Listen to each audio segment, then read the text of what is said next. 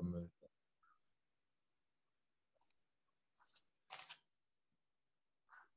Ah, c'est bon? Ouais, il y a un truc bizarre. Cette réunion est en cours d'enregistrement, c'est toi qui… Ouais, Attends. c'est moi qui ai mis l'enregistrement pour avoir le replay. Désolé. D'accord, non, non, c'est pas grave. Non, non, il y a des bruits bizarres qui sont passés. C'est la première fois que je vois ça, mais c'est avec plaisir. Attends, je vais juste cliquer sur continuer parce que ça me gêne. Je ne te vois plus en fait. Voilà, voilà. Impeccable. Donc oui, entrepreneur et investisseur immobilier. Donc j'ai à peu près tout connu de l'entrepreneuriat, les hauts, les bas. Donc une introduction en bourse d'une de mes entreprises. À ce moment-là, je suis devenu un des plus jeunes entrepreneurs de France, donc à faire fortune. Et puis derrière, un dépôt de bilan sur une autre entreprise qui a été très douloureux pour moi. Mais qui était le début en fait d'un renouveau parce que ça m'a fait prendre conscience que je n'étais pas tout à fait sur le bon chemin. Et donc, suite à ça, c'était il y a une dizaine d'années, en fait, c'était au moment de la crise des subprimes. Et, et depuis, en fait, je continue à entreprendre. Donc aujourd'hui, j'entreprends, mais j'entreprends différemment. J'entreprends pour me faire plaisir. On va voir, ça sera une des clés que je vais partager tout à l'heure parce que je trouve que c'est tellement important. Se faire plaisir, en effet, quand on entreprend, pas trop se prendre au sérieux, rigoler comme tu le faisais tout à l'heure avec Thomas quand je suis arrivé. Et c'est important, c'est tellement important. Donc voilà, j'entreprends de manière plus zen, voilà, on va dire, plus tranquille. Mais aujourd'hui, donc je gère une vingtaine de sociétés dans l'immobilier. Donc, je fais du marchand de biens, je fais encore des investissements long terme également. J'en partagerai quelques-uns. Et puis, on a également des hôtels. On a 4 établissements hôteliers, donc un sur La Rochelle, un sur l'île de Ré et 2 au Pays Basque.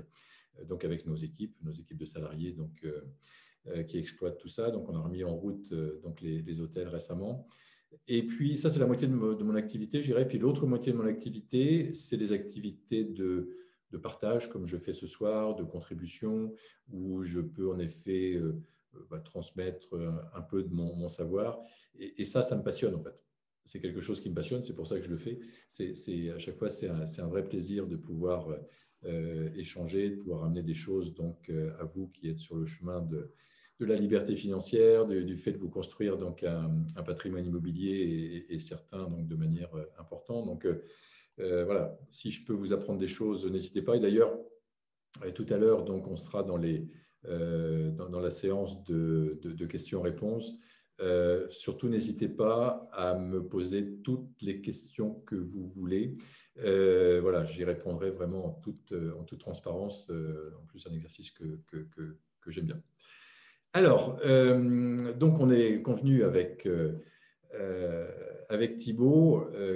Et Thibaut, d'ailleurs, je te remercie de ton invitation. C'est toujours un plaisir de répondre à ton invitation et de pouvoir partager avec toi. Et je trouve que Thibaut, il fait vraiment des trucs super. Il est en train de préparer des belles choses derrière à plein de niveaux et de préparer un développement national également pour le club. Enfin, tout ça, voilà, je trouve que c'est top. Donc, bravo pour tout ce que tu fais. Merci Et, beaucoup. et puis, voilà, donc moi, je suis vraiment à votre service ce soir. C'est-à-dire que voilà, je vais partager vraiment de ma vie d'investisseur immobilier et d'entrepreneur. Donc, n'hésitez pas à me poser vraiment toutes les questions que vous voulez. Et avant, donc, j'ai préparé en fait 3 clés qui vont vous permettre, en effet, d'acquérir, si vous le souhaitez, bien sûr, 50 biens en 10 ans.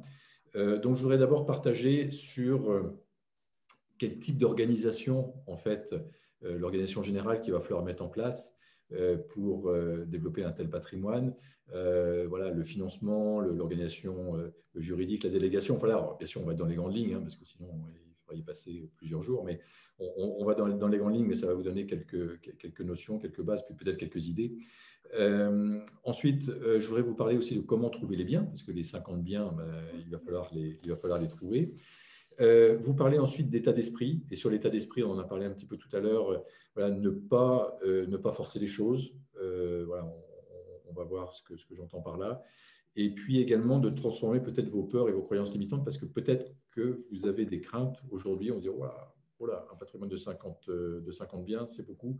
Donc voilà, on va regarder ça également. Ça, c'est quelque chose qui peut également vous freiner, en fait. Donc, il y a une partie état d'esprit et une partie technique dont on va parler donc, ce soir. Alors, le premier point que j'aimerais partager avec vous, et encore une fois, n'hésitez pas. Je ne sais pas si tu veux que les personnes interviennent tout de suite. Tu préfères que les personnes interviennent tout de suite ou garder les questions pour la fin?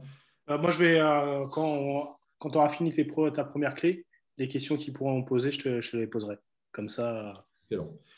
Excellent. Donc, ouais, la première clé, je dirais, c'est sur l'organisation générale. C'est-à-dire que l'idée, c'est de commencer petit. Donc, certains d'entre vous sont peut-être en train de se lancer dans l'investissement immobilier. D'autres ont peut-être 1, 2, 3, peut-être déjà 10 biens. Donc, il y a différentes situations. Et l'idée, c'est de commencer par quelques biens que vous allez acquérir à titre personnel. Donc là, l'idéal pour moi, c'est de les acquérir sous le statut du loueur au meublé non professionnel. Je pense que c'est le plus adapté. Donc ça, c'est à titre personnel. Pour démarrer, parce que ce n'est pas la peine de faire des frais non plus. Moi, je ne suis pas partisan de faire des frais, de créer des sociétés dans tous les sens au début, parce que c'est une société, c'est une comptabilité, c'est des assemblées générales, etc., etc. Donc oui, il va falloir le mettre en place, on va le voir, mais pas forcément donc, les premières années. Donc, d'abord, on achète quelques biens à titre personnel. Ça va nous permettre d'avoir une expérience en fait, dans ce domaine. Ça va nous permettre de découvrir dans quel domaine d'activité en fait, vous allez investir, parce que l'immobilier, c'est très large. Donc, est-ce que vous allez vous lancer plutôt dans la location courte durée, la location longue durée, le meublé, le nu, le co-living, la coloc, etc., etc. Enfin, il y a plein de possibilités, bien sûr, dans l'immobilier. Donc, ça va vous permettre de démarrer. Une fois que c'est fait, la deuxième année ou la troisième année, je vous invite à créer votre société. Donc, ça peut être une SCI que vous allez créer. Ça, c'est le plus simple. Ce n'est pas très onéreux. Et ensuite, donc vous allez loger dans cette société un bien, deux biens, trois biens. Et quand il y aura un certain nombre de biens, l'idée, c'est là de créer une société holding. Donc, pour ne pas créer une société holding dès le départ, ce que vous allez pouvoir faire, c'est apporter les titres de votre SCI à une société holding qui va permettre également de créer du capital, en fait, de valoriser le capital de votre société holding. Hein, c'est des techniques qui sont assez courantes et ça, votre expert comptable, votre juriste saura très bien faire. Donc, vous allez apporter les titres de votre société civile ou de votre société civile immobilière donc, à une société holding qui sera peut-être une SAS, par exemple. Et progressivement, en fait, vous allez étoffer cette SAS. Donc, au départ, la première filiale, ce sera la SCI dont on vient de parler. Ensuite, la deuxième filiale, ce sera peut-être une société qui va faire du marchand de biens, par exemple. La troisième filiale sera peut-être une société qui va faire quelque chose de différent. En fait, l'idée, c'est de bien séparer les activités. C'est-à-dire que ça peut être location courte durée d'un côté, location longue durée de l'autre. Ça peut être marchand de biens encore d'une autre. Vous voyez, peu importe, mais c'est bien sectorisé. Nous, dans notre société holding, ce qu'on avait fait, mais c'était trop à l'époque, mais ça, j'ai appris. Nous, on créait une société par immeuble qu'on achetait. Et donc, c'était devenu une usine à gaz parce que, voilà, comme vous le savez, on a eu jusqu'à 1000 biens, donc c'était devenu vraiment, on n'a pas eu 1000 sociétés, mais c'était devenu une usine à gaz, même si on les regroupait un petit peu. Alors, par exemple, sur Bordeaux, si vous connaissez, voilà, on avait une société, la SCI Carnot, par exemple, bah, c'était un immeuble rue Carnot. La SCI Abbé de l'Épée, c'était une SCI qui était un immeuble rue Abbé de l'Épée, etc., etc. Donc, il y en a eu comme ça une vingtaine, par exemple, sur Bordeaux, puisqu'on a détenu une vingtaine d'immeubles donc, sur Bordeaux. Donc, ça c'est notre organisation à nous. Bon, en fait, c'est une erreur. Et après, progressivement, j'ai regroupé. C'est une erreur parce que ça fait trop de sociétés, trop lourd à gérer. Donc, après, j'ai regroupé par catégorie.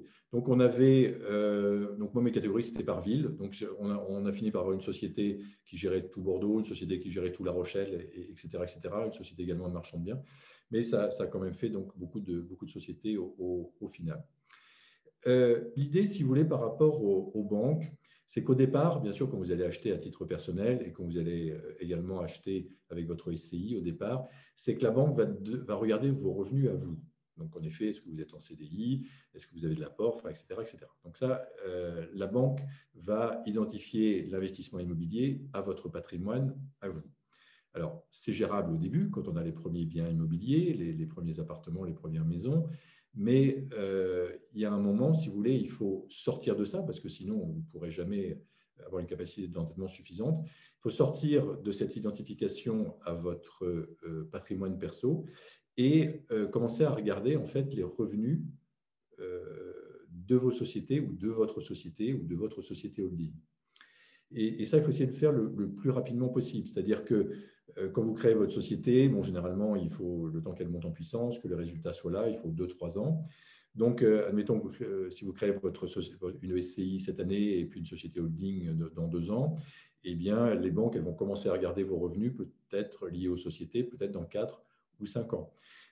Mais ça change tout, en fait, parce que là, vous allez vous arranger pour avoir du résultat dans votre société et je peux vous assurer que les banquiers vont regarder, bien sûr, les résultats de votre société et non plus vos revenus perso. Moi, aujourd'hui, et depuis des 15 ou 20 ans, quand on fait des investissements donc, au sein de nos sociétés immobilières, jamais, vraiment, la banque m'a demandé mes revenus. Elle ne connaît même pas mes revenus. Donc, voilà, donc c'est à ça qu'il va falloir tendre, en fait, dans les mois et les années qui viennent, c'est faire cette substitution. Donc, ça ne se fait pas du jour au lendemain. Mais ce n'est pas grave, parce qu'en fait, on va avoir un effet accélérateur. C'est-à-dire que la première année, vous allez peut-être faire une acquisition. La deuxième année, une acquisition. Troisième année, peut-être 0 acquisition. La quatrième année, peut-être 2 acquisitions, etc. Et en fait, il va y avoir un effet accélérateur, c'est-à-dire que quand votre capacité d'endettement va augmenter grâce à votre holding ou grâce à vos sociétés immobilières qui ont du revenu, donc là, vous avez une capacité d'endettement qui va être plus importante, eh bien, à ce moment-là, là, vous allez accélérer vraiment vos investissements et là, peut-être, vous allez acheter plusieurs appartements en même temps, voire un immeuble entier en même temps, voire 2 immeubles entiers. Pour imaginer les choses, nous est arrivé, par exemple, évidemment, ce n'était pas au début, mais c'était après 10 ans, par exemple, enfin, 7-8 ans d'investissement immobilier, il nous est arrivé d'acheter un immeuble de 200 logements. Donc ça, c'était dans la région parisienne. Donc, on a acheté un immeuble oui, dans lequel il y avait 200 logements qu'on a complètement rénovés. Bon, on avait un concept un petit peu spécial dans lequel on a logé des policiers.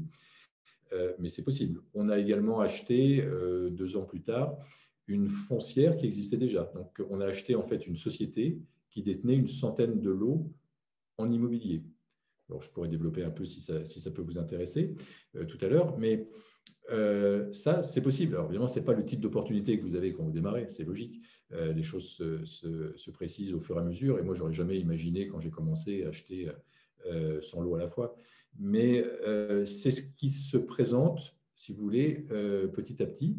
Et donc, alors là, on parle de 50 biens immobiliers dans 10 ans. Donc, ça veut dire que peut-être dans 6 ou 7 ans, on va vous proposer un bloc de 10 lots ou un immeuble de 10 appartements. Voilà, ça c'est des choses qui vont vous arriver, ces opportunités qui vont vous arriver.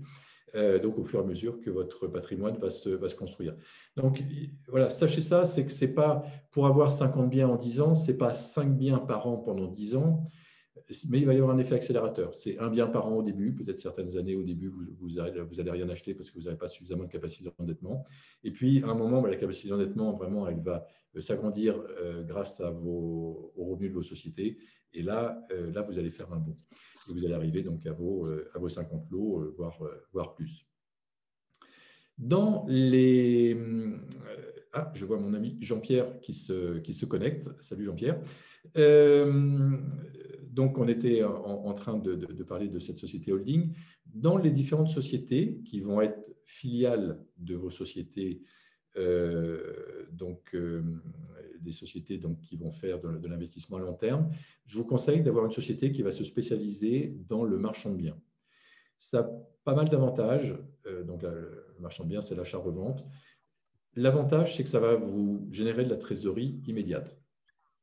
Et ça va vous générer du revenu immédiat. Et ces revenus immédiats, eh bien, vous en avez besoin donc, pour la banque, pour donner confiance à la banque, pour montrer que vous dégagez du résultat. Et bien sûr, vous allez dégager du résultat beaucoup plus rapidement en faisant du marchand de biens qu'en faisant de l'investissement long terme. Ça ne veut pas dire qu'il faut faire que du marchand de biens, mais ça veut dire que le mix des deux, pour moi, c'est le Graal, en fait, dans l'investissement immobilier. Donc, une partie sur du long terme, une partie d'achat-revente. Et d'ailleurs, nous, quand on identifie un bien immobilier, quand on visite un bien immobilier, j'ai pas d'a priori au départ. Donc, la personne peut me dire, voilà, c'est un bien pour faire du marchand de biens, ok. L'agent immobilier peut me dire, c'est un bien pour faire du long terme, ok. J'y vais, et là, c'est en étant sur place que je me fais, en fait, que j'avance dans ma stratégie et dans la décision que je prends. Et soit, eh bien, on fait du marchand de biens, on fait un achat-revente, soit on fait donc un investissement sur du long terme. Et d'ailleurs, je vous donne un exemple pour imager les choses, et ça me fera la relation donc avec le deuxième point que je voulais voir avec vous, la deuxième clé, qui est comment trouver donc son bien immobilier. Donc, je vous rappelle, premier aspect qu'on a vu ensemble, donc l'organisation générale, le financement, les sociétés. Alors, bien sûr, ça reste très général, je ne peux pas rentrer dans les détails en quelques minutes, mais bien sûr, je pourrais répondre à vos questions s'il y a des choses qui vous paraissent pas claires. Mais là, je pense que vous avez les grandes lignes. À côté de ça, vous avez comment trouver vos biens immobiliers, parce que 50 biens, il faut quand même les trouver, surtout aujourd'hui où il y a une tension sur les prix de l'immobilier, il y a une tension sur le marché de l'immobilier, il faut les trouver. Alors, comment faire, et je vais vous partager donc comment je fais donc de mon côté. Alors moi, je n'ai rien inventé, sincèrement. Nous, 95% des biens que nous achetons viennent des agents immobiliers. Et là, en ce moment, on est en période de recherche, par exemple, active. Et donc, moi, je vais tous azimuts, en fait. Je ne me pose pas de questions. Donc, je réactive mes contacts régulièrement d'agences immobilières. Donc, j'ai 2-3 agents immobiliers avec lesquels j'ai bien sympathisé. Je les appelle régulièrement. Je dis, au fait, tu penses à moi, qu'est-ce que tu as pour moi, etc. C'est important de créer une relation avec l'agent immobilier. Donc, ça peut être l'appeler, mais ça peut être maintenant que les terrasses sont ouvertes, vous l'invitez à boire un pot, vous l'invitez à manger. Créez vraiment une relation parce que c'est lui qui va vous amener les bonnes affaires. Vous pouvez également, au-delà des agents immobiliers, prendre contact avec des chasseurs immobiliers. Thibaut m'a mis en contact. Vous voyez, je partage vraiment les choses. Là, il y a 15 jours, 3 semaines, avec un chasseur immobilier qui est en partenariat avec le club. Voilà, il est sur la conférence en plus. Génial. Il vient d'arriver. Génial. Donc, on se connaissait pas. Eh bien, j'ai partagé donc, ce qu'on recherche. Et puis, voilà, on a eu quelques échanges pour bien montrer que j'étais là, pour bien montrer que j'étais intéressé. Parce que si vous envoyez juste le mandat, voilà, c'est Romain, donc en effet, si vous envoyez juste le mandat et puis c'est tout, vous ne donnez pas de nouvelles, ce n'est pas terrible. Romain, il pourra témoigner. On s'est contacté, je crois, 3 fois ou 4 fois.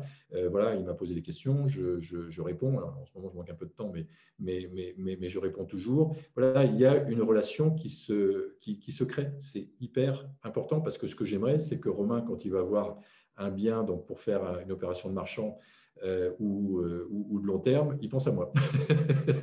Alors, et à vous également, hein, je ne vais pas squeezer, bien sûr, les choses.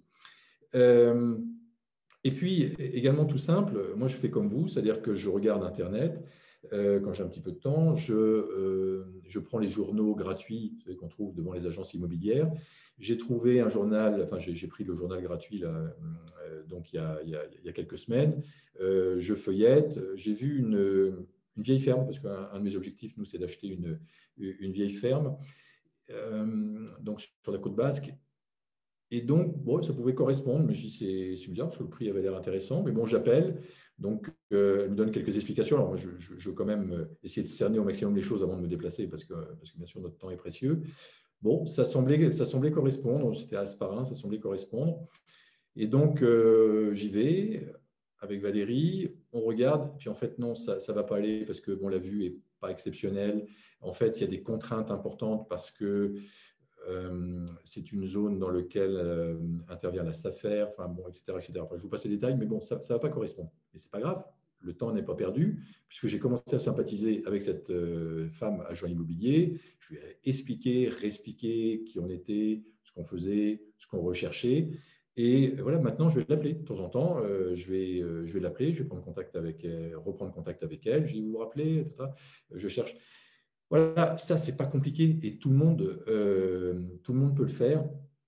Et là, je vais vous partager donc, une expérience actuelle. C'est une vieille ferme, en fait, comme je vous disais, on est en train de chercher des vieilles fermes parce que c'est un secteur que j'aime bien. Il n'y en a pas beaucoup sur le marché et je pense qu'il y a de la valeur à créer avec ça. Et donc, j'ai une relation agent immobilier Bon, ça fait 2-3 ans qu'on échange, qu'on se côtoie. De temps en temps, on mange ensemble. Et il m'appelle. Il y a 2 mois, 3 mois, il m'appelle en me disant: Ludovic, je vais avoir un bien, je vais avoir une vieille ferme, mais c'est une succession, c'est un peu compliqué. Je dis: vous savez que j'aime bien les affaires compliquées. Moi, j'explique toujours au départ que j'aime bien les affaires compliquées, parce que les affaires faciles, évidemment, tout le monde les veut. Moi, j'aime bien les affaires compliquées, ça ne pose pas de problème. Donc, c'est ce que je lui explique. Je lui dis: non, mais aucun problème. Il dit: oui, parce que la succession, comprenez, puis il y a l'agriculteur à côté, puis il y a ci, puis il y a ça. Je dis: ok, mais c'est ok, ça m'intéresse. Donc, on avance. Il me rappelle il y a 15 jours à peu près. Il me dit: ça y est, c'est mûr. Voilà, j'ai cette vieille ferme. Venez, on va visiter. C'est 200 000 euros. Il y a une vue à 360 degrés sur les montagnes. Waouh, je dis ouais. Donc, on y va. Et là, vraiment, j'ai été séduit. Tellement séduit que j'en ai fait une vidéo. Vous regarderez si vous voulez sur la chaîne YouTube. C'est une des dernières vidéos. Donc, je partage en fait ce qu'on a vu. J'ai fait une vidéo là-bas aussi. Je vais la mettre en commentaire. Comme ça, ils pourront le regarder. Génial, ouais, vous verrez simplement comment je réagis par rapport à ça. Et c'est top. Alors, bien sûr, il y a tout à refaire. Mais si vous voulez, le cheminement se fait donc en voyant le bien. Et là, aujourd'hui, qu'est-ce qu'on peut faire? Alors, je le partage dans les vidéos. Soit on fait une opération de marchand immédiate. C'est-à-dire qu'on achète 200 000 et on revend 300 350 000 euros. Sincèrement, aucune difficulté pour vendre 300 350 000 euros. Là, bien sûr, le bien n'est pas diffusé. Première possibilité. Deuxième possibilité, on achète, on rénove et on revend. Pourquoi pas? Là, on va lui donner plus de valeur. Pourquoi pas? Troisième possibilité, on achète, on rénove. On en fait un centre de bien-être, parce que ça, c'est un créneau que j'adore. On a déjà 2 centres de bien-être dans notre parc immobilier, un sur La Rochelle et un au Pays Basque. Centre de bien-être, si vous voulez, c'est un lieu qui va faire de la location Airbnb, plutôt la location courte durée, mais plutôt axé bien-être. Donc, on va recevoir des gens pour une semaine, on va recevoir des gens en stage. Il y a des gens qui vont venir faire un stage de développement personnel, stage de yoga, etc. Et on héberge en même temps donc, les personnes. Donc ça, c'est un concept qui fonctionne donc assez bien aujourd'hui, c'est tendance. Donc les gens viennent se ressourcer. Et ça, j'avoue que moi, ça me plaît parce que ça permet de rénover. Moi, j'adore en fait suivre la rénovation comme ça de biens. Et puis ensuite, ça permet de créer un peu de bien-être et d'en donner à d'autres personnes. Et ça aussi, donc, c'est vraiment dans mes valeurs. Donc, vous voyez, souvent la stratégie, elle se fait comme ça en avançant. Et ce que je veux vous dire, c'est que c'est pas, moi, je ne trouve pas des biens parce que je m'appelle Ludovic Bréant. Les gens ne me connaissent pas. Après, ils peuvent me découvrir, mais au départ, ils ne me connaissent pas. Et c'est OK comme ça. Quand on est arrivé au Pays Basque, les personnes, les gens me connaissaient, ou oui, un petit peu par relation, etc. Mais vraiment, très, très peu.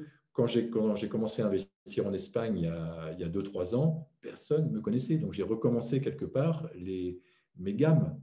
Je suis allé chercher des agents immobiliers, je ne connaissais absolument personne. Ensuite, par relation, j'ai demandé aux agents immobiliers de me présenter des notaires, des juristes, etc., fiscalistes. Voilà, j'ai refait comme si je recommençais à zéro. Et donc, là, il ne faut surtout pas que vous vous disiez: ouais, mais lui, c'est différent, il a eu jusqu'à 1000 biens, machin, truc.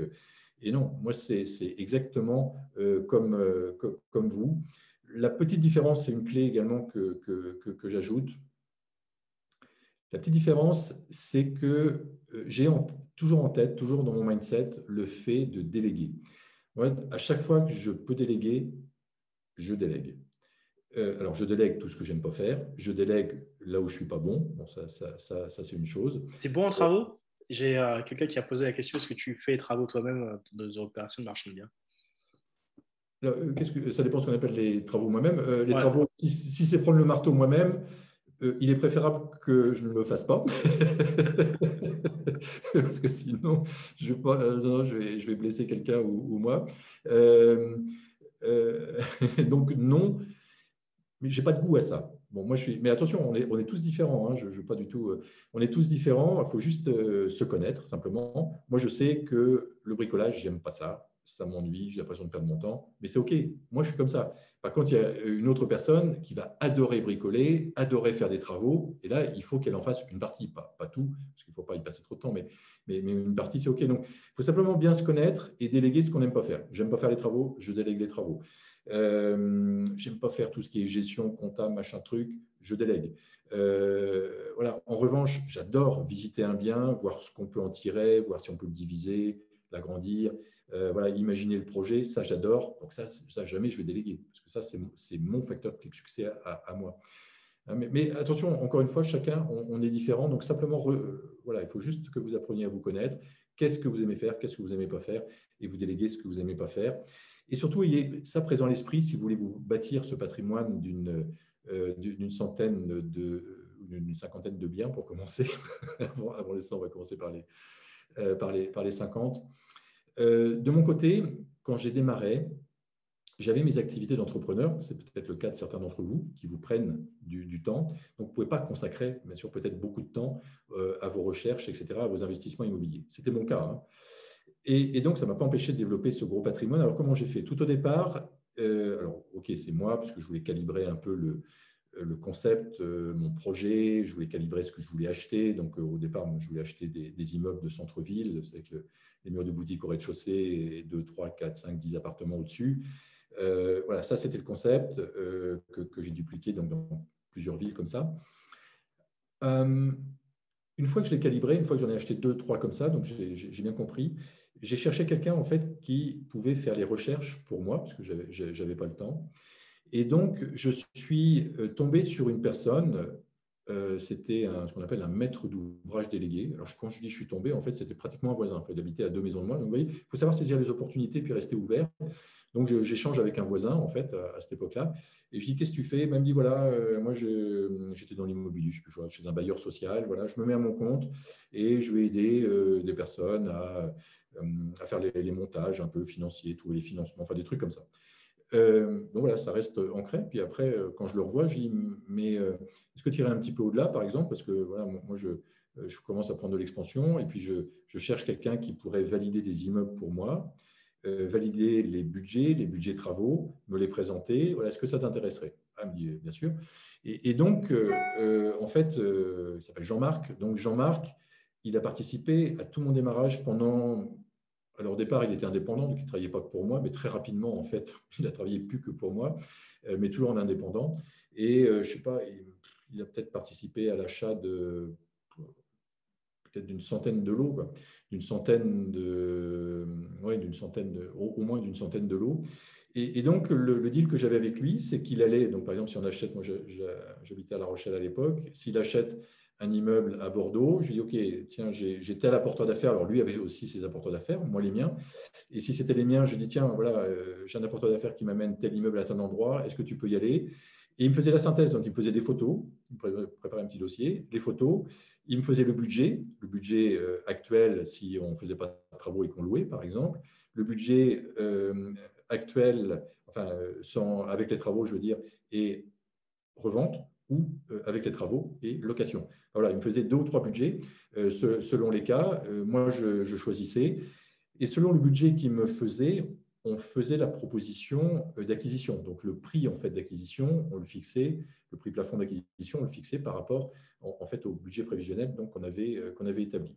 Alors, à l'époque, ce n'est pas comme aujourd'hui, hein, évidemment, tout bouge dans l'immobilier. À l'époque, il y avait plus de latitude de discussion de prix. Aujourd'hui, on ne peut pas trop discuter, mais ça va revenir. Hein, tout bouge. Donc, voilà comment j'ai travaillé pendant quelques temps. Donc, ça me permettait d'avoir mes activités d'entrepreneur qui se développaient très fort, et puis mes activités d'investisseur immobilier qui se développaient également très fort. Et en fait, j'y passais très, très peu de temps. Et puis après, juste pour finir sur la délégation, ensuite, ça n'a pas suffi. Donc, Jean-Marc ne suffisait pas. Donc, j'ai pris quelqu'un à mes côtés pour la gestion locative.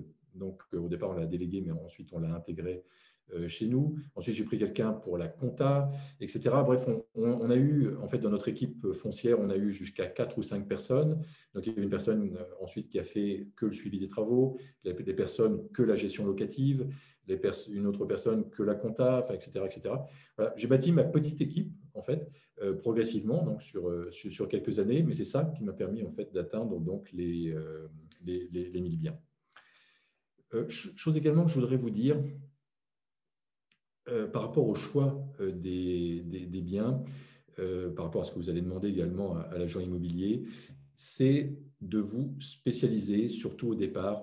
C'est-à-dire que ce n'est pas utile pour les 50 biens que vous visez de les acheter dans toute la France. Ce n'est pas utile de faire une maison et puis un immeuble de bureau et puis un mur de boutique et puis je ne sais pas quoi. Parce que vous allez partir dans toutes les directions, vous n'allez pas avoir les bons réflexes. Ce que je conseille plutôt, c'est d'identifier au départ, quand vous allez faire vos premiers investissements, ce qui vous plaît. Si c'est de la location courte durée, par exemple, eh bien c'est OK. Et là, vous foncez en fait dans la location courte durée. Et là, vous allez devenir quelque part un spécialiste de ce domaine-là. Et même chose pour le bien, c'est-à-dire que vous allez savoir tout de suite si le bien qu'on vous propose, il colle avec votre concept de location courte durée, par exemple. Ça peut être complètement autre chose, hein, mais ce qui est important, c'est de savoir là où on veut aller. Alors, il y a la location courte durée, mais moi, j'accompagne certains étudiants, par exemple, dans du co-living. Un co-living, je pense que vous connaissez le principe en 2 mots, c'est de la coloc haut de gamme, on va dire. C'est-à-dire que les personnes y vivent, les personnes travaillent aussi à l'intérieur. Là, c'est des chambres avec des salles de bain, certaines chambres un petit peu studio avec une kitchenette à l'intérieur. Mais en plus, il y a des espaces communs, une salle de sport, un home cinéma. Vous voyez, on est plutôt dans un concept un peu plus haut de gamme. Et ça peut être une maison qu'on aménage de cette manière-là. C'est vraiment un concept d'avenir. Donc, ça peut être ça. Moi, j'accompagne des gens dans ce domaine-là. J'accompagne des gens dans le domaine de se créer un centre de bien-être. Ça peut être, voilà, enfin, il y a plein de domaines. Ça peut être de la coloc, hein, tout court. Ça peut être du coworking. Ça peut être de l'achat-revente. Quelqu'un qui va se spécialiser assez rapidement dans l'achat-revente parce qu'il a ça dans les tripes. Et voilà, essayez voilà, dès le départ de sentir là où vous allez aller et ne partez pas dans toutes les directions. C'est vraiment important d'être focus. Alors après, bien sûr, quand vous aurez plusieurs dizaines de biens, c'est bien de diversifier à la fois les régions, à la fois le type de biens. Mais j'ai remarqué que souvent, on avait du succès quand, moi, j'ai mes étudiants qui ont plus de succès aujourd'hui, ce sont ceux qui se sont spécialisés en fait dans un domaine. Ceux qui se sont spécialisés dans les maisons, par exemple. Les maisons, soit à retaper, à réhabiliter et à revendre, soit les maisons à louer. D'autres se sont spécialisés en effet dans des appartements. D'autres se sont spécialisés dans des biens plutôt dans des villages ruraux. On n'achète pas trop cher, souvent avec des bonnes rentabilités. Voilà, il y a vraiment tous les domaines et peu importe, hein, moi je dis qu'il n'y a pas de solution miracle et toute faite. C'est vraiment selon ce que vous avez envie de faire. Troisième clé. Oui, pardon. Il y a une question? Bon. Troisième clé que je voulais vous partager, mais après, bien sûr, je réponds à vos questions, hein, parce que là, je suis peut-être un petit peu rapide. Troisième clé que je voulais vous partager, alors là, ça concerne plutôt l'état d'esprit. La première chose, c'est de ne pas forcer les choses, en fait. Parce que j'ai remarqué, et moi le premier, hein, c'est parce que je viens de là, moi j'étais quelqu'un qui était vraiment dans la force. Voilà, pour moi, il fallait absolument, je m'étais fixé un objectif. Voilà, cette année, on investit, vous savez, un entrepreneur qui se dit, cette année, c'est 5 immeubles, ou c'est un immeuble, ou c'est tant de lots. Et quand j'y arrivais pas, je me battais pour y arriver. Je finissais par y arriver. C'est OK, parce que la loi de l'attraction, ça fonctionne, etc. On y arrive, même en se battant. Mais ce que j'ai remarqué, c'est que souvent, là, on n'est pas heureux. On n'est pas bien et souvent la réussite n'est pas durable. Et en tout cas, c'était le cas pour moi, parce que si je connais un dépôt de bilan, c'est parce que j'étais plus à la bonne place, parce que justement j'étais dans la force, dans l'entrepreneuriat. Et ça, je l'ai découvert progressivement. Alors j'ai découvert que quand on investit dans le plaisir, quand on est bien, quand voilà, on fait les choses avec plaisir, de manière facile, fluide, je vous assurais que tout est bien différent et que les choses vraiment se passent bien, et là, dans la durée. Donc, l'idée, si vous voulez, pour ne pas forcer les choses, c'est de ressentir un élan, une envie dans ce que vous faites. Et c'est quand vous avez vraiment l'envie, l'élan pour acheter un bien, par exemple, que là, ça sera la bonne décision et ça sera la bonne action donc, qui va venir derrière. Donc, regardez bien ça. Surveillez également votre ego. Moi, quand je suis arrivé au Pays Basque, donc il y a quelques années, ça ne fait pas très, très longtemps, je ne connaissais pas bien le marché. Et donc j'achète, résidence principale, machin truc. Et puis, Donc, il y a l'agence.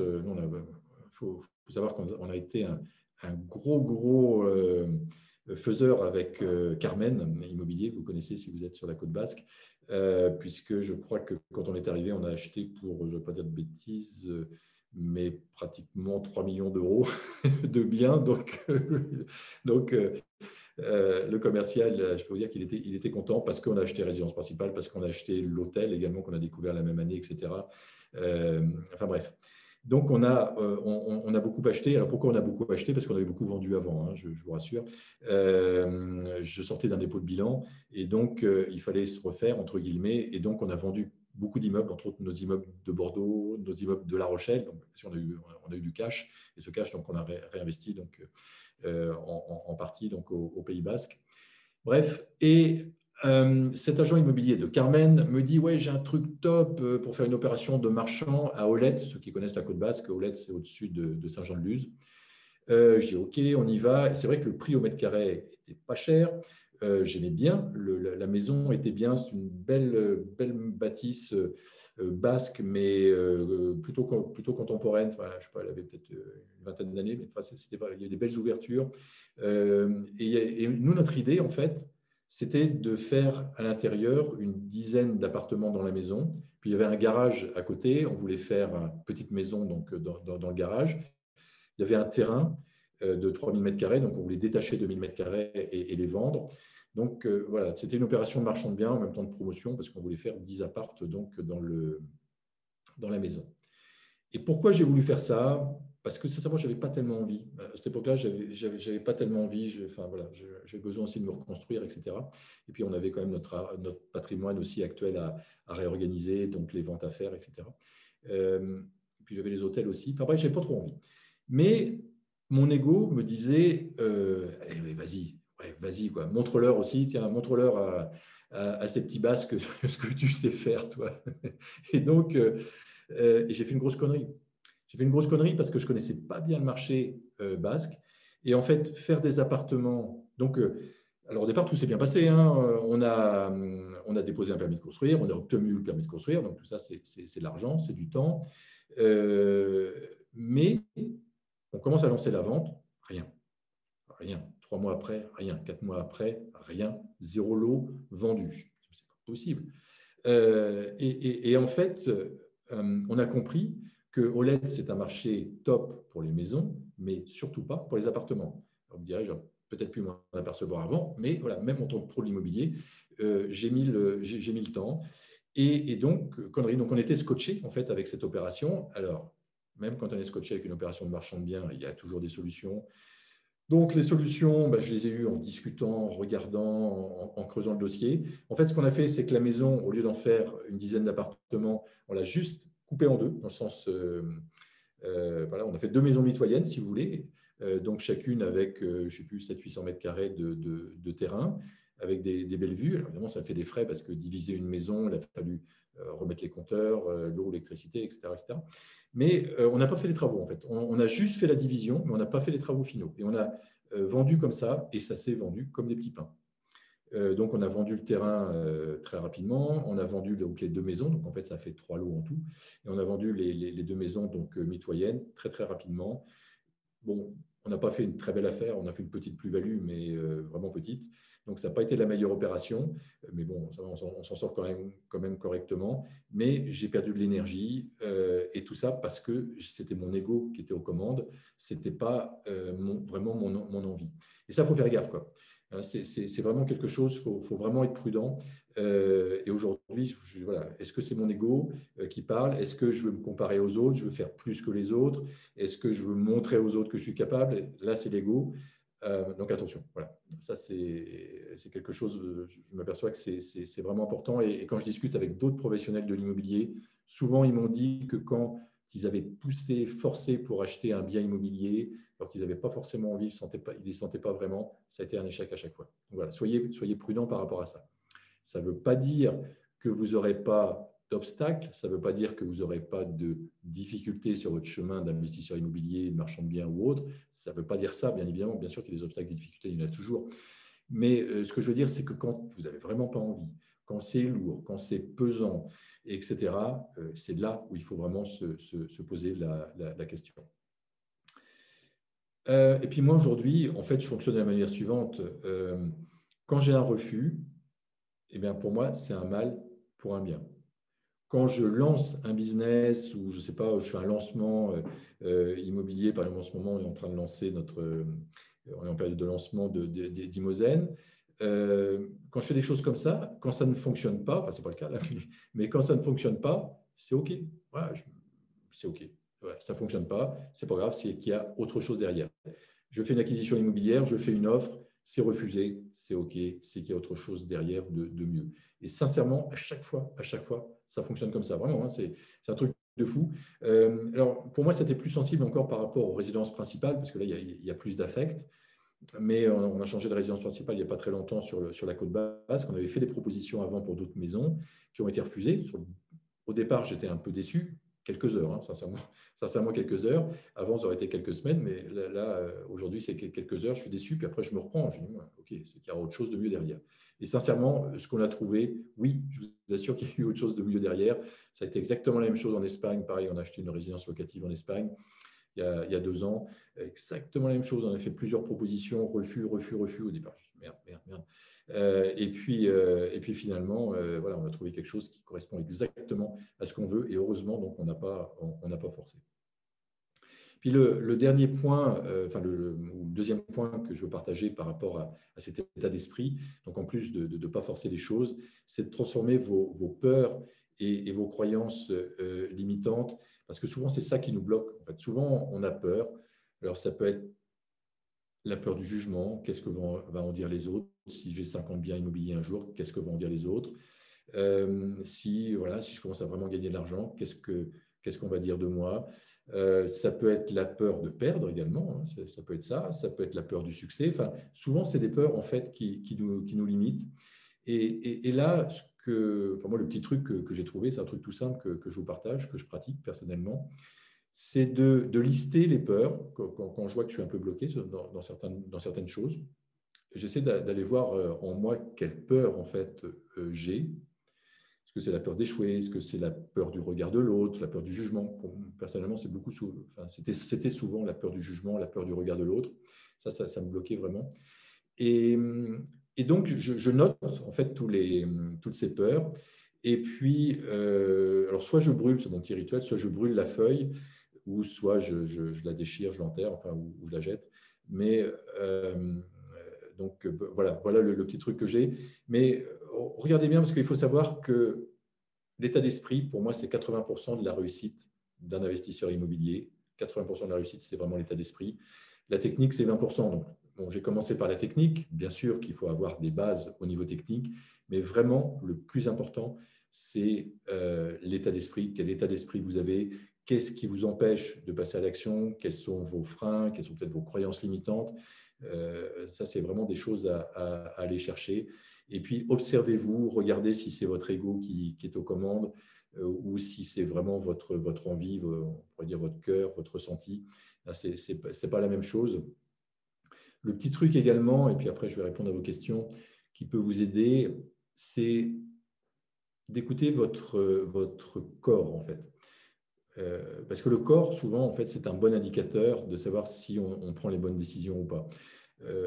Moi, par exemple, quand j'ai acheté, c'est un exemple que je prends de temps en temps, ça n'a rien à voir avec l'immobilier, mais à un moment, on a acheté une usine, en fait, à côté de Poitiers, une usine où il y avait 180 personnes, et j'étais super content de cette acquisition qui fabriquait, en fait, des murs en bois. Hein. C'était par rapport à nos concepts de construction bois à l'époque. J'étais super content de cette acquisition, parce qu'on l'a fait dans de très bonnes conditions. En plus, on a acheté les murs, toujours pareil. OK, je suis entrepreneur, mais je suis entrepreneur. OK, j'achète une usine, pas cher. OK, qu'est-ce que je peux faire des murs? Et là, bien sûr, j'avais cette idée-là également derrière. Et en fait, je me rappelle encore passer dans le pôle comptable de notre groupe. Puis je me rappelle une comptable d'un certain âge qui me disait, mais Ludovic, donc M. Briand me disait, M. Briand, vous portez trop, hein, vous avez mal au dos, là, vous portez trop. Et c'est vrai que j'avais un mal de dos de chien, c'était le lendemain de l'acquisition. Et ça, ça a toujours été un signe pour moi. Quand je ne suis pas à la bonne place, quand je ne prends pas la bonne décision, etc., j'ai mon dos qui me fait mal.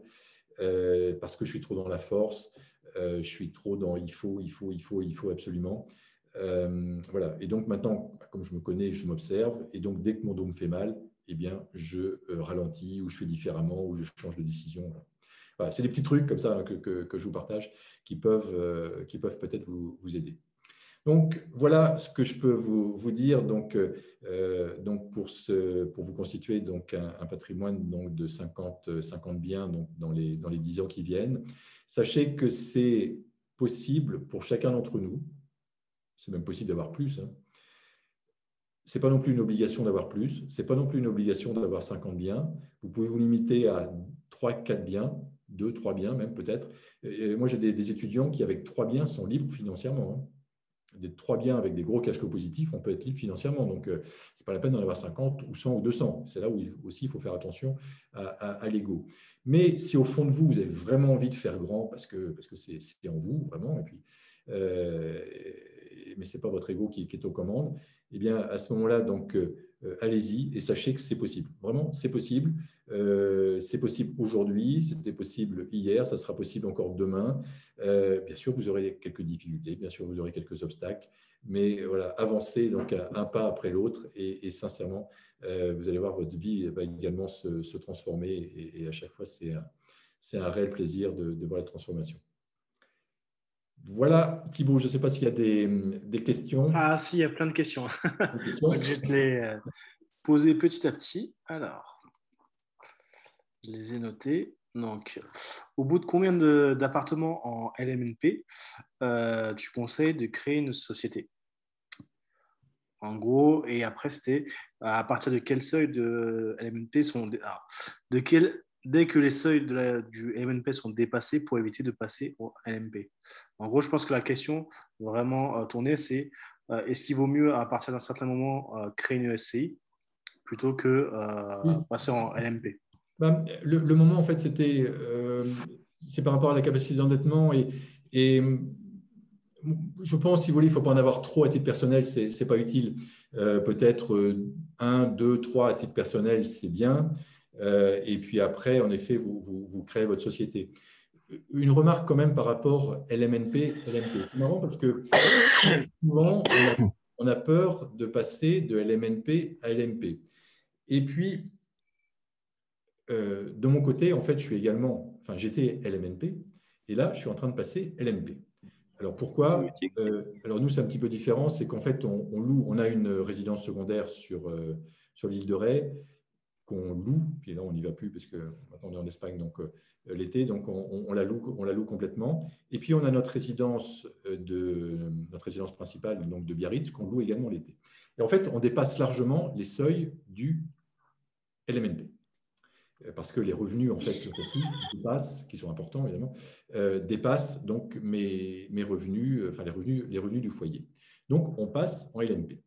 Donc ma collaboratrice qui suit le dossier comptable, etc., m'a alerté de ça il y a quelques mois. Et je dis, bah, écoutez, bon, on va regarder, mais c'est peut-être pas grave. Moi là-dessus, je suis pas du tout effrayé aujourd'hui. Je sais qu'il y a des solutions à tout problème. Donc je dis, c'est pas grave, on va faire un call, enfin une conf call, un Zoom, avec notre fiscaliste, notre avocat fiscaliste. Donc c'est ce qu'on a fait là, il y a 15 jours, 3 semaines. Et donc, on passe en revue les différents points. Et en fait, en tout cas pour moi, c'est vachement plus intéressant d'être LMP. C'est beaucoup plus intéressant d'être LMP parce que là, cette année, par exemple, on va avoir du déficit. Ce déficit, on peut l'imputer sur mes revenus. Ensuite, on n'est pas assujetti à l'IFI quand on est LMP. Ça, c'est top. Hein. L'IFI, c'est quand même… nous, l'IFI, si vous voulez, quand on a un parc immobilier comme le nôtre, etc., l'IFI, ça pourrait représenter… je ne sais pas, je n'ai plus fait le compte, mais il m'a dit peut-être plus de 100 000 euros d'IFI, c'est n'importe quoi. Donc, bien sûr, il faut trouver des astuces à un moment.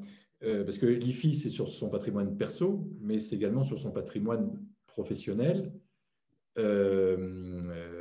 sous certaines réserves que je vais vous expliquer. Enfin bref, donc, pas d'IFI, une imputation des déficits sur le revenu global et en cas de revente, pas de plus-value. Alors, sur la résidence principale, en tous les cas, il n'y en aurait pas, mais sur la résidence secondaire, là, il y en aurait.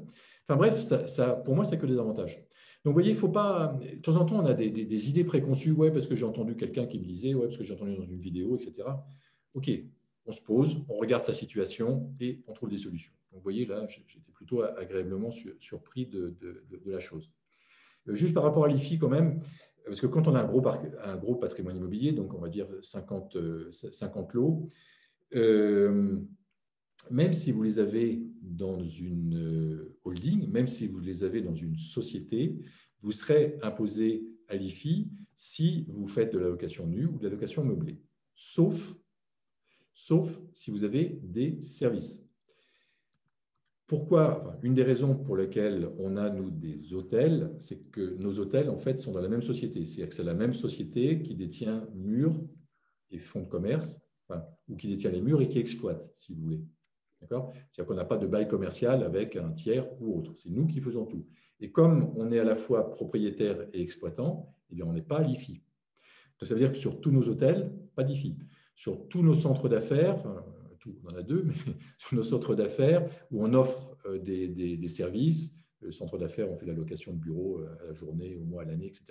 C'est des gros trucs. On n'a pas d'IFI parce qu'on offre un certain nombre de services. Donc, vous voyez, il y a des parades comme ça, parce que sinon, l'IFI, ça peut monter en effet assez haut, parce que je ne sais plus, ça doit monter 1,5 ou 2%, ou je ne sais plus jusqu'à combien ça va, 2% d'un patrimoine. Mais si vous avez un patrimoine de 5 millions d'euros ou 10 millions d'euros à terme, 10 millions d'euros donc par 2%, ça fait quoi, 20 000, c'est un truc comme ça. Donc, ça fait des sous.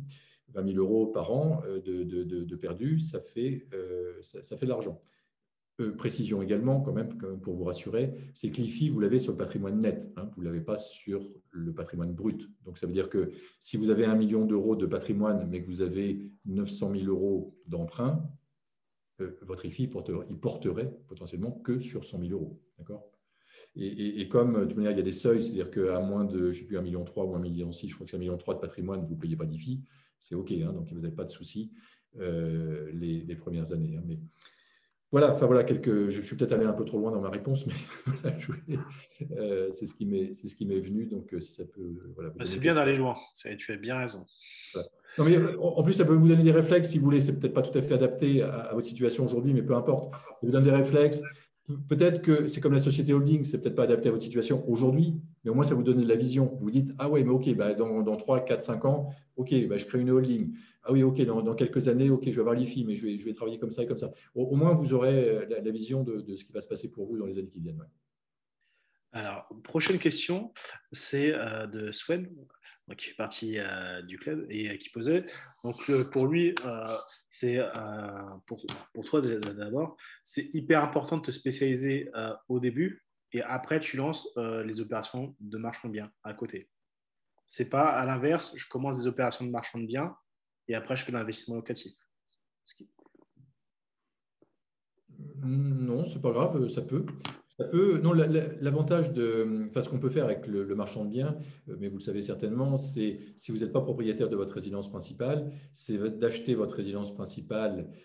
Donc, c'est votre résidence principale, vous faites des travaux, vous y habitez quelques mois, vous la revendez, vous faites une plus-value exonérée d'impôts. Donc, ça, c'est top. Donc, quelque part, c'est du marchand de biens, on va dire, déguisé. Alors, bien sûr, il ne faut pas en faire 10 comme ça, mais vous pouvez en faire une ou deux comme ça. Et là, vous n'aurez pas de souci avec les impôts. Et ça vous permet de dégager du cash perso exonéré d'impôts. Donc, ça, c'est top. Donc, pour imaginer les choses, hein, vous achetez un appart, je ne sais pas, 100 150 000 euros. Vous faites 50 000 euros de travaux, donc ça vous revient à 200 000, mais vous le revendez 250, 280 000 euros. Et ça, c'est des choses qui peuvent vraiment exister. Ça vous fait 80 000 euros exonérés d'impôts. C'est un truc de fou, quoi. Donc, ouais, avant de créer une société de marchand de biens, donc ce que tu préconises, c'est d'utiliser l'effet de l'ARP avec la plus-value qui est exonérée. Super. Tu sais ce que tu dois faire, Swan. Alors, prochaine question. Donc, c'est à partir de quel seuil de rentabilité tu te lances sur un projet en investissement locatif? De mon côté, autour de 10% de rentabilité brute. Donc, la rentabilité brute, pour moi, c'est les loyers prévisionnels divisé par le coût global d'acquisition. Donc, le coût d'acquisition plus les travaux, plus les frais divers. D'accord. Et ça, si c'est le prévisionnel, si le prévisionnel est inférieur à 10% brut, je ne parle pas d'impôt, je ne parle pas de… mais si c'est inférieur à 10% brut, j'essaie de ne pas y aller, quoi. La prochaine question, c'est sur le calcul de l'emprunt pour les sociétés, en fait. Comment c'est calculé pour se faire financer via une société? Alors, ça peut ressembler un petit peu à un financement de particuliers, mais avec les subtilités en fait de l'entreprise. C'est-à-dire que d'abord, vous ne vous adressez pas au même secteur bancaire. C'est-à-dire que là, vous allez vous adresser à des secteurs entreprises. Donc, vous vous adressez à quelqu'un qui connaît l'entreprise, l'entrepreneuriat. Donc, vous allez échanger avec lui en tant qu'entrepreneur. Et un entrepreneur, voilà, il n'a pas tout à fait la même vision forcément que le particulier. Donc, l'entrepreneur, déjà, il va présenter un business plan à la banque. Donc, voilà, cette année, voilà, l'année dernière, je dis n'importe quoi, mais l'année dernière, j'ai gagné 50 000 euros. Cette année, je vais gagner 80 000 euros. Voilà, mon prévisionnel l'année prochaine, c'est 100 000 euros, voire 150 000 euros de résultats. Voilà. Et donc là, le banquier, déjà, il va voir qu'il y a une progression du résultat. Donc ça va le mettre en confiance. Et puis, il va regarder l'endettement de la société. Est-ce que la société est très endettée ou pas? Alors, bien sûr, si c'est une société qui détient de l'immobilier, ça va être très endetté, mais ça ne pose pas de problème.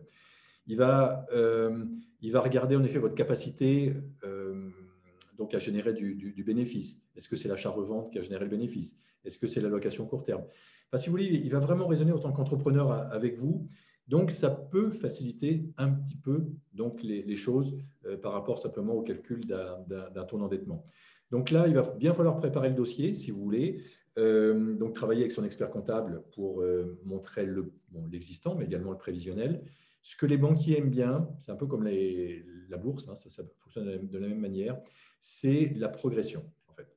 Si vous avez une progression de chiffre d'affaires, si vous avez une progression de résultats, voilà, même si ça fait de l'endettement au final, peu importe, ça rassure le banquier. Donc, et puis après, ce sera à vous de vendre également le dossier en disant voilà où je veux aller, voilà ce que je fais, etc. etc.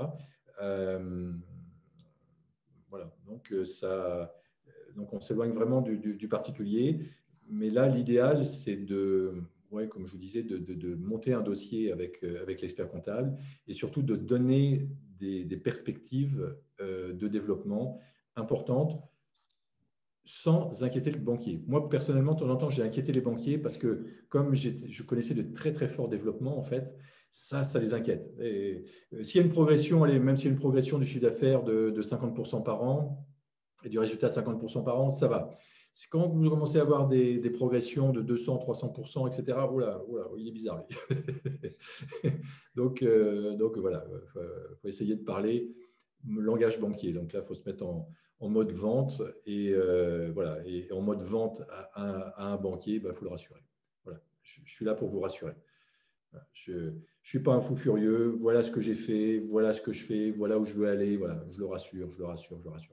Et tu le rassures plus facilement avec 10 petites opérations de marchand de biens ou une seule grosse? Alors, 10 petites. 10 petites, ok. C'était une question que j'ai reformulée, donc j'ai rebondi.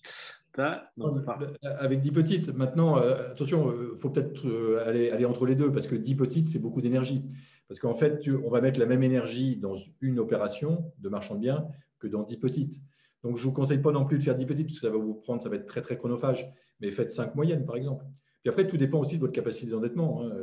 Voilà, tout dépend de la capacité d'endettement. Mais bon, après, il faut adapter en effet à votre capacité d'endettement. Il faut adapter à votre situation à vous. Et puis aussi à votre seuil psychologique à vous aussi. Parce que quand on se lance dans l'investissement immobilier, 100 000 euros, waouh, c'est beaucoup. Donc, on va peut-être se dire, OK, je me lance dans l'investissement immobilier, je commence par 40 000, 50 000, un appartement, pas trop cher, etc. Mais voilà, au bout de 5 ans, 6 ans, 7 ans, 10 ans d'investissement immobilier, voilà, 1 million d'euros, ça ne vous semblera pas beaucoup. moi, aujourd'hui, quand on parle d'une opération à 1 million d'euros, ça ne me fait pas peur. C'est pas, non. Donc voilà, et ça aussi, vous allez évoluer aussi de votre côté. À partir de quel moment tu conseilles de déléguer? Même si en gros la question ça portait, est-ce qu'il faut attendre vraiment d'arriver à un certain niveau, quitte à sacrifier un petit peu de rentabilité, ou dès le départ, si c'est rentable, même si ça mange un petit peu de la rentabilité, tu préfères déléguer? Personnellement, je préfère déléguer dès le départ. Parce que si vous déléguez dès le départ, surtout vos points faibles, vous allez pouvoir vous concentrer sur vos points forts, peut-être la recherche foncière, les bons contacts avec les agents immobiliers, peut-être le montage d'opérations, peut-être. Enfin, vous voyez, c'est donc vraiment, vraiment dès le départ. Mais ça, c'est un réflexe personnellement que j'ai acquis. Et aujourd'hui, quel que soit le domaine dans lequel je suis, la première chose à laquelle je pense, c'est comment je délègue. Exemple, on a acheté un hôtel donc à Sarres il y a un peu plus d'1 an, donc au Pays Basque. Ma première question, si vous voulez, même avant d'acheter, c'était de dire, OK, qui va me le gérer, qui va le tenir? Surtout aujourd'hui, ce n'est pas si facile de trouver du personnel.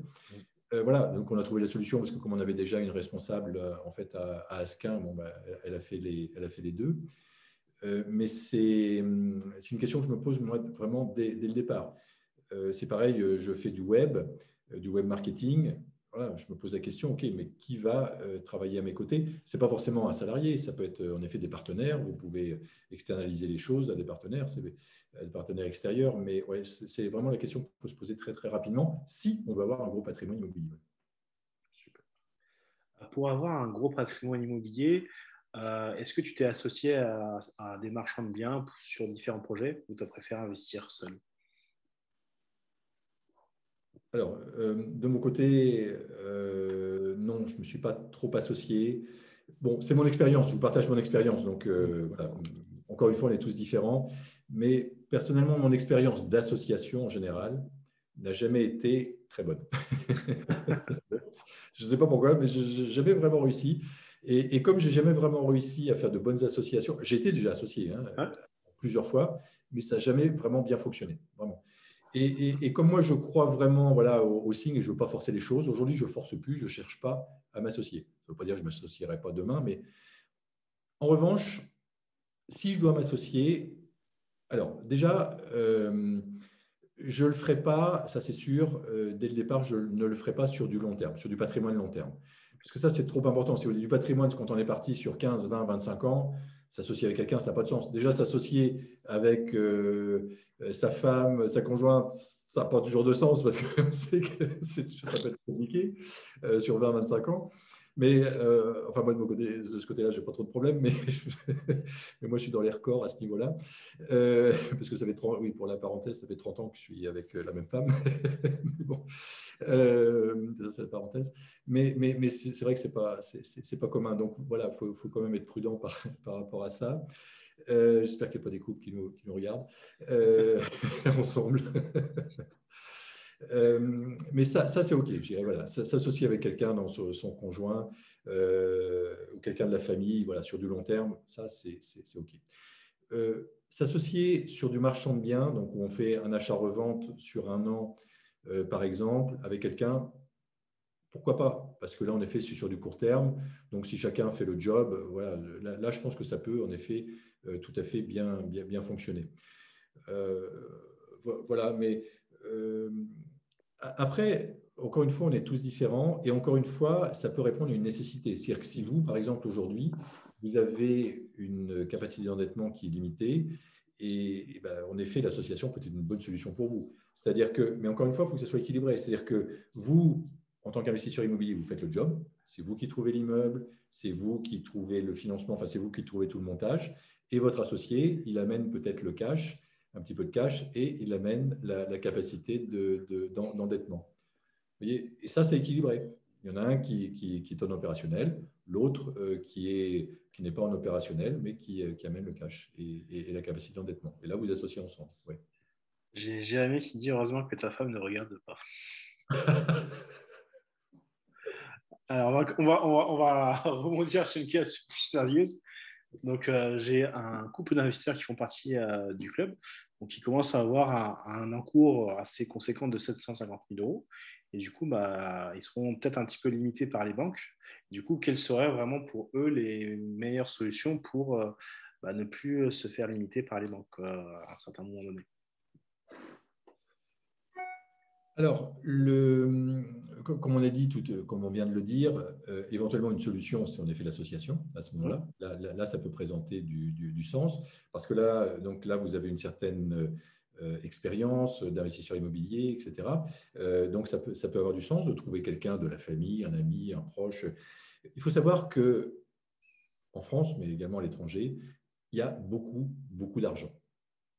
Alors, c'est vrai que nous, on a tous notre préoccupation, on ne le voit pas forcément, mais je crois qu'avec les confinements, c'est plus d'1 milliard, je crois, d'euros, je ne sais plus combien, plusieurs milliards d'euros qui ont été mis sur plusieurs dizaines de milliards d'euros qui ont été stockés parce que les gens ne dépensent pas. Il y a plein d'argent en France. Les gens ne savent pas quoi en faire.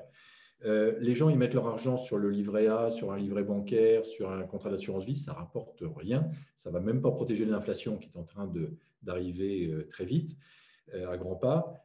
Donc, si vous dites à ces personnes-là qui ont de l'argent, on dit, écoute, voilà, moi j'ai mon expérience en immobilier, on s'associe tous les deux, toi tu amènes un petit peu de cash, les 10% de cash par exemple, et tu amènes ta capacité d'emprunt, etc., etc. Sincèrement, ça peut avoir du sens et ça peut arranger certaines personnes qui vont avoir une rentabilité bien supérieure à l'argent qu'ils laissent sur leur contrat d'assurance vie.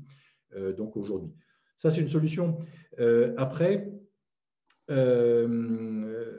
bon, il y en a d'autres. Après, bon, bien sûr, il faut personnaliser, mais ça peut être en effet le moment de créer sa société, même tout seul, en faisant peut-être des opérations en effet de marchand, des petites opérations de marchand qui vont vous permettre de générer de la trésorerie et qui vont donner une bonne façade à votre activité en société. Puisque même si vous faites quelques petites opérations de 10 000 euros, je dis n'importe quoi, des achats-revends de 5-10 000 euros, parce que c'est un garage, un parking, un truc comme ça. Donc, c'est vraiment des toutes petites opérations. Mais à chaque fois, vous allez générer 20, 30, 40% de marge. Ça fait du résultat à la société. Le banquier va commencer à se dire, tiens, ça commence à être intéressant ce qui se passe. Et puis, alors, pas la première année, mais peut-être la deuxième, troisième ou quatrième année, là, il va commencer à vous dire, ouais, il fonctionne bien, lui, je lui prête en fonction des résultats de la société. Après, bon, il y a aussi possibilité peut-être de rééquilibrer l'endettement. L'endettement que vous avez aujourd'hui, est-ce qu'il est possible de le rééquilibrer? Après, il y a encore autre chose, mais là, c'est vraiment du cas par cas. personnalisé. Peut-être que sur un des biens que vous avez, il y aurait de la plus-value à prendre. Peut-être. Si ça fait quelques années que vous l'avez, aujourd'hui, les prix augmentent. Peut-être que sur un bien, je ne sais pas, il y a peut-être 20, 30, 40 000 euros à prendre. Peut-être ça pourrait avoir du sens de vendre ce bien. On prend la plus-value, on prend la trésorerie. Ça va nous faire un apport pour une future opération. Et comme il est vendu, on va diminuer sa capacité, son endettement. On va diminuer son endettement. Enfin, voilà, il y a plein de possibilités. Bon, là, voilà, il faut un coaching personnalisé. Mais... un petit mentorat, ça ne fera pas de mal. Alors, on va continuer. Il y a encore quelques questions. Alors, petite question. Tu as réussi à faire une belle plus-value avec ta résidence principale. Tu as 100 000 euros. Qu'est-ce que tu ferais actuellement avec 100 000 euros? Donc là, il avait fait plusieurs propositions, mais là, qu'est-ce que tu ferais vraiment avec 100 000 euros actuellement?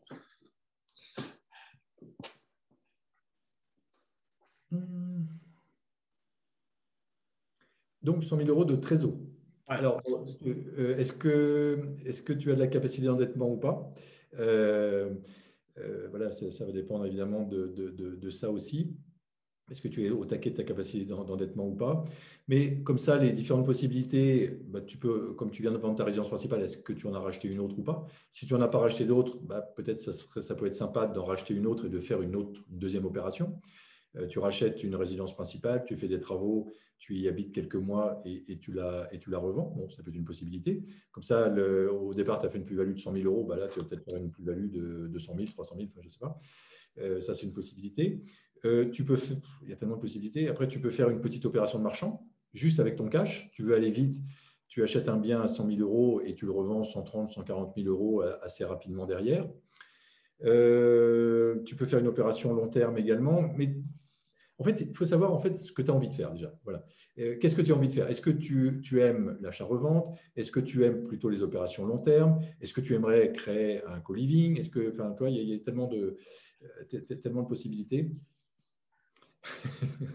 Donc, je ne sais pas si tu veux me donner quelques pistes, Thibaut, par rapport à la personne. Ah, j'en parlerai à ce Alexandre, je vois qui c'est. J'ai Jérémy qui a lu ton livre et il apprécie ton opération à Roissy. Donc, je pense que tu peux, ouais, ça, tu peux en parler rapidement de cette opération. Ouais. Et plutôt un coup de poker en une journée, comment on peut gagner de l'argent.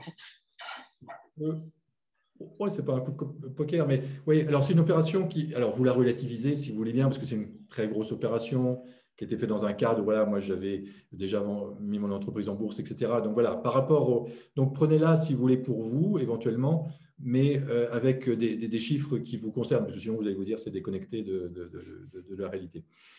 Ok, donc ça remonte à il y a, je sais plus, une quinzaine d'années peut-être. Où tout va bien pour moi, hein, donc à tous les niveaux, donc capacité d'endettement, etc. Et on nous propose, un apporteur d'affaires me propose une opération, donc j'habite La Rochelle, mais il me propose une opération à Roissy en France, donc à côté de l'aéroport.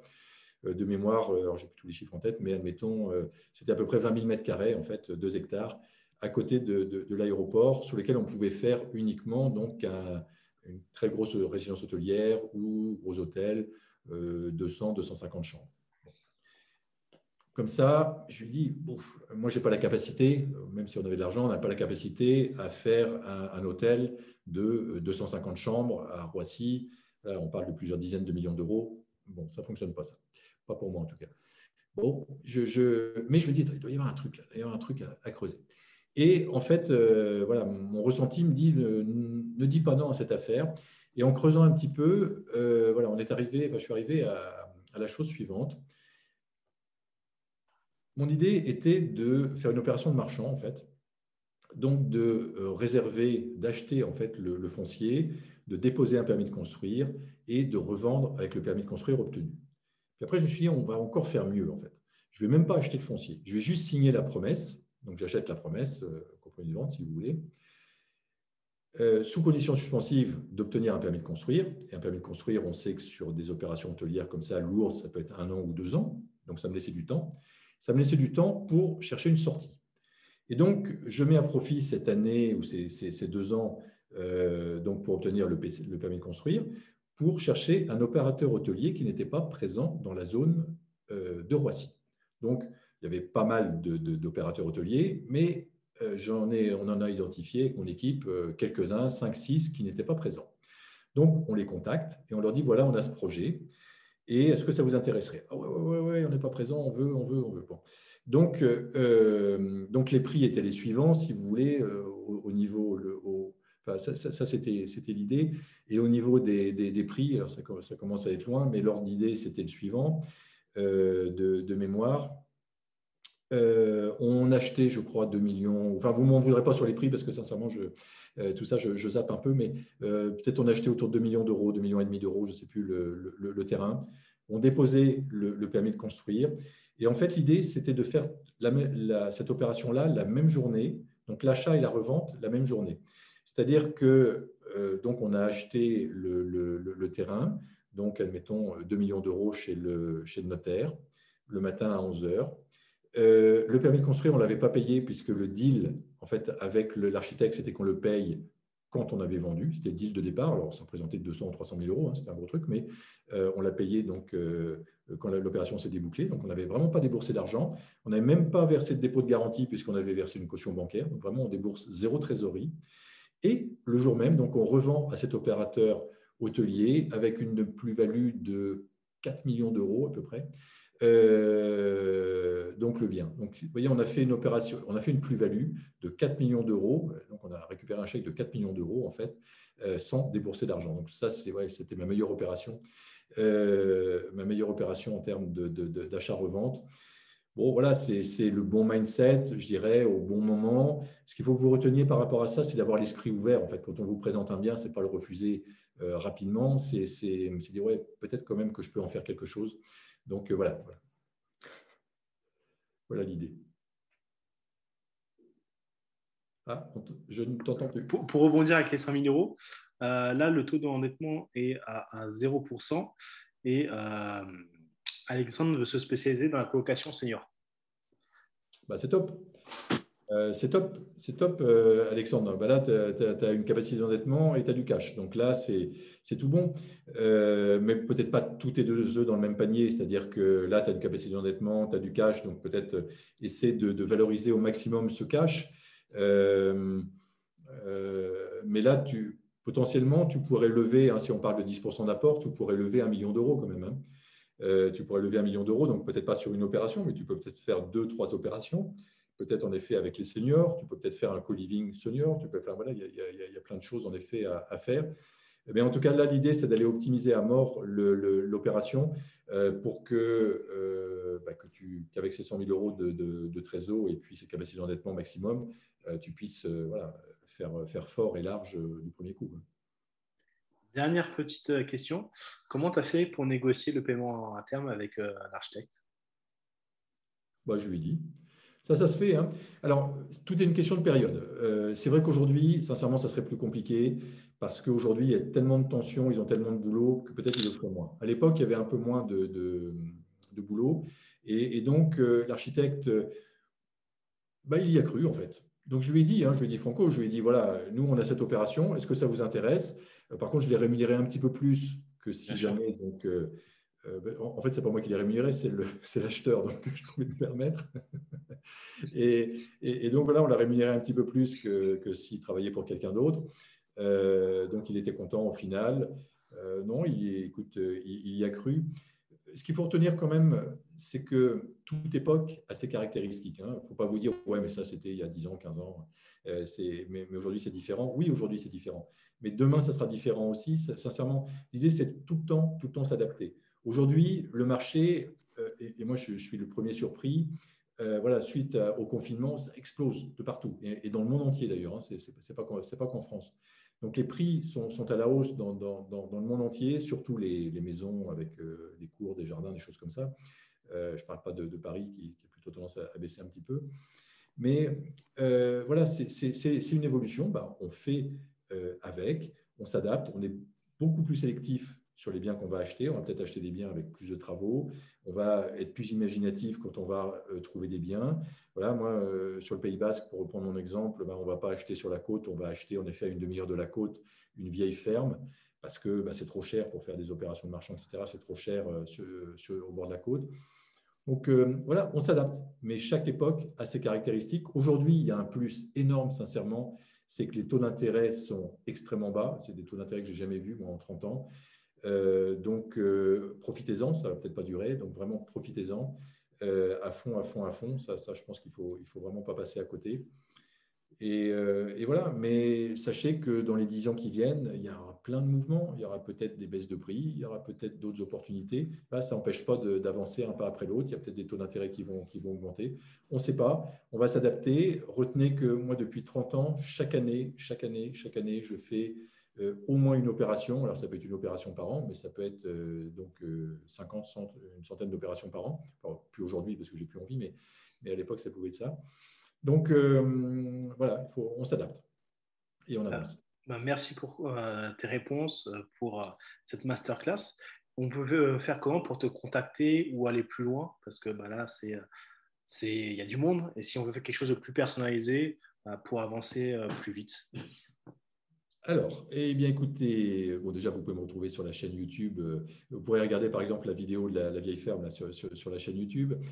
Je suis en période, donc si je peux me permettre d'en parler 2 minutes, je suis en période de lancement en ce moment, une fois par an, de temps en temps 2 fois par an, mais plutôt une fois par an, en fait, je lance mon programme Imozen.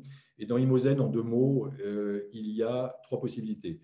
Il y a Imozen pour les personnes qui se lancent dans l'investissement immobilier. Imozen pour les personnes qui ont déjà quelques investissements immobiliers, mais qui veulent aller plus loin et plus vite. Où là, eh bien, il y a aussi du coaching personnalisé, il y a des ateliers en ligne, en direct comme là, mais il y a également du coaching personnalisé où je connais personnellement en fait chaque personne. Et puis, il y a du mentorat, ce qu'on appelle le mentorat premium. Donc, le mentorat premium, c'est plutôt pour les entrepreneurs, parce que bon, ça représente un certain coût quand même. Donc, c'est plutôt pour les entrepreneurs qui veulent vraiment de l'accompagnement personnalisé. Dans le mentorat, si c'est sur un an, par exemple, c'est 1 heure d'accompagnement par mois, enfin au moins 1 heure d'accompagnement par mois, plus les ateliers, plus vraiment tout un tas de trucs. Et donc, comme je suis en période de lancement, je présente tout ça. Donc, alors, je vais faire 2 conférences en ligne qui peuvent peut-être vous intéresser. La première sera dimanche à 15 heures. Dimanche à 15 heures, c'est une formation, enfin une webconférence sur changer de vie grâce à l'immobilier. Je fais cette conférence parce que, en fait, moi, j'aime bien les personnes qui changent de vie. En fait, ça, c'est quelque chose qui me… Alors, bien sûr, j'accompagne des personnes qui vont acheter quelques biens, mais ce qui me fait vraiment vibrer, c'est les personnes qui vont changer de vie grâce à l'immobilier. Ça me fait vibrer. C'est pour ça que c'est le thème de cette webconférence. Donc, des personnes qui vont changer de vie grâce à l'immobilier parce qu'elles vont ouvrir, je ne sais pas, un centre de bien-être, parce qu'elles vont ouvrir du co-living, elles vont ouvrir des choses comme ça dans lesquelles elles vont être. Ça, c'est leur projet. Ou parce qu'elles ont, en effet, elles ont envie de gros patrimoine immobilier ou même d'ailleurs, elles ont envie simplement d'être libres financièrement, donc avec quelques biens, ça peut suffire, mais elles vont changer leur vie grâce à ça. Et ça m'anime, parce que quand je vois des changements de vie de certains de mes étudiants grâce à l'immobilier, ouais, ça m'emplit. Donc, cette webconférence, c'est le thème, donc ça, c'est dimanche à 15 heures. Puis j'en fais une autre mercredi 2 juin à 20h30, où là, le thème, c'est un peu différent, c'est « Est-il trop tard pour se lancer dans l'investissement immobilier ?» Et là, je vais parler plus d'immobilier, je vais parler d'immobilier de demain, parce que l'immobilier est en pleine mutation. Ça, on n'a pas développé ça aujourd'hui, mais l'immobilier est en pleine mutation. Donc, quelles sont ces mutations de l'immobilier, etc., etc. Donc, ça, c'est mercredi prochain. Et peut-être, si tu pouvais mettre un lien, si tu as un lien avec toi, Thibaut, mettre un lien sur une des 2 webconférences ou sur les 2, comme ça, Alors, de toute façon, je vais envoyer tout par mail. Parce que là, on m'a demandé ton contact. Donc, il me semble que j'ai ton lien Calendly aussi pour prendre rendez-vous avec toi. Alors, tac. Donc, je prends la webconférence par exemple, de dimanche. Hop. Je la mets là pour le lien. Hop. Je renverrai tout par mail dans tous les cas. Hop. Voilà. C'est vrai que c'est l'opportunité, enfin c'est tombé comme ça, mais c'était pas voulu, mais c'est tombé comme ça, donc c'est une bonne chose. Mais si certains d'entre vous veulent aller plus loin, en effet, et si je peux vous aider, c'est volontiers. Si ce n'est pas le moment pour vous et vous n'avez pas envie de suivre d'autres formations, le Club Rentabilité donne déjà pas mal de choses. Et on peut rester tout à fait en contact via la chaîne YouTube. Vous pouvez tout à fait rester en contact avec Je vous moi. enverrai tout demain, en plus avec le replay, bien sûr. Et via aussi Thibaut, via le club, parce que voilà, j'ai des relations aussi étroites avec le club Rentabilité et avec Thibaut. Donc, dans tous les cas, on aura certainement le plaisir de se revoir. Mais voilà, si vous voulez aller plus loin, voilà, profitez-en, parce que c'est qu'une fois par an que je fais ce type de lancement. Donc, voilà, ça peut être le bon moment. En plus, on écrit un livre en commun avec Ludovic. On va dire qu'on avance. Et du coup, vous aurez beaucoup de détails sur les villes, sur les stratégies. Et début juin, il sera disponible avec aussi un gros passage sur comment, avec vraiment tous les détails des opérations pratiquement de Ludovic. J'ai plusieurs questions sur le prix et autres. Je vais donner de toute façon ton contact par mail dans tous les cas. Et puis, on se dit à très bientôt. Juste une petite question pour toi, Ludovic. Tu fais quoi du 11 au 14 septembre pour savoir si tu viens passer un petit moment avec nous à Marrakech si ton emploi du temps le permet. Alors, non, mais ceci dit, juste 2 mots là-dessus. Bon, j'adore Marrakech, je suis allé très souvent. J'ai connu des personnes qui ont des biens là-bas. Et pour la petite histoire, j'ai failli investir, plusieurs fois j'ai failli investir là-bas à Marrakech. Mais en fait, c'est marrant parce que j'en parlais avec Valérie, ma femme, il y a quelques jours. Et en fait, je ne l'ai pas fait par peur. C'est marrant, hein. Comme quoi, je ne l'ai pas fait par peur. C'était il y a plusieurs fois, on a eu des opportunités. Par peur, parce que ouais, je me dis, oh, c'est le Maroc, comment va évoluer le Maroc? Et puis ensuite, ouais, mais ça va nous faire revenir tout le temps au même endroit, etc., etc. Et en fait, quelle connerie, parce que j'avais envie. Vous voyez, je n'ai pas respecté mes envies. J'avais vraiment envie. Et je ne l'ai pas fait parce que il y a des peurs.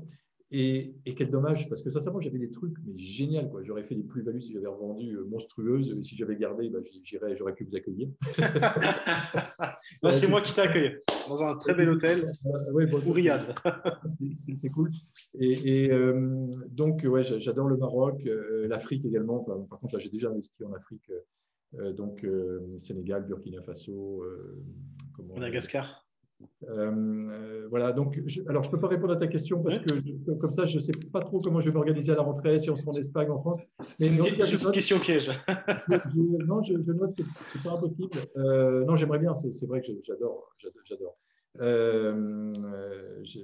Non, mais j'adore. Je pense qu'il faudra d'abord demander à ta femme. Déjà, ça ferait un choix. De toute manière, je l'emmène. Hein. Oui, non. Avec grand plaisir. Merci Ludovic. J'envoie le replay demain et tous les éléments. Et j'ai passé un bon moment avec vous, avec toi. On a bien rigolé aussi parce que l'immobilier, c'est déjà sur froide, de la rentabilité, mais aussi c'est de rencontrer les bonnes personnes. Donc, excellente soirée, merci. Et puis juste deux mots pour dire que j'ai pu lire ton livre en avant-première, c'est top. Merci. Vous allez le découvrir donc un peu plus tard si j'ai bien compris, mais je l'ai lu en avant-première, c'est tip top. C'est parce que tu es dedans, hein. Si tu n'étais pas dedans, il n'y a rien de différence. Allez, passez une bonne soirée à tous et on se dit à très bientôt.